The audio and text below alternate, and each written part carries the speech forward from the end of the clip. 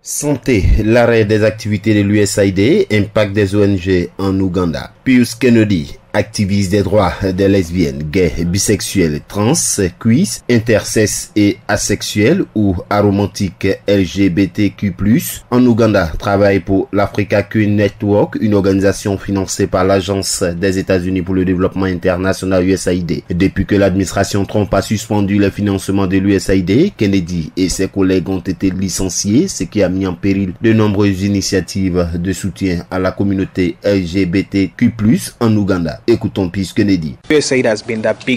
L'USAID a été le principal bailleur de fonds pour le VIH et je dirais qu'un certain nombre de personnes, près de 20 millions, recevaient des médicaments antirétroviraux, une thérapie antirétrovirale, des services de dépistage grâce aux fonds que l'USAID nous a fournis. Nous assistons donc à une augmentation des infections, à une diminution de la suppression, à une diminution des soins et de nombreuses personnes vont maintenant être infectées puisqu'elles ne pourront plus avoir accès aux lubrifiants, aux préservatifs et aux kits d'autotest.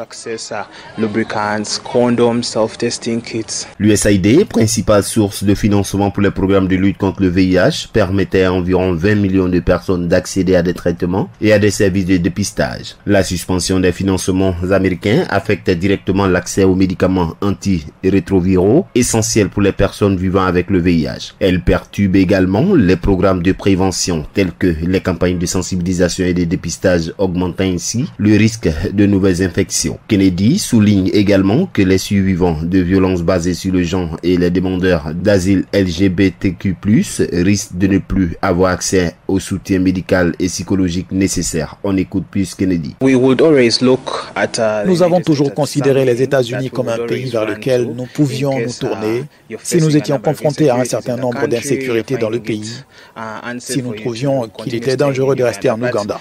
Mais si nous recevons à nouveau de telles menaces, vous ne pourrez plus demander l'asile aux États-Unis. C'est certainement une menace supplémentaire pour la communauté et pour les personnes qui vivent déjà aux États-Unis et qui n'ont pas encore obtenu leur asile pour obtenir la citoyenneté.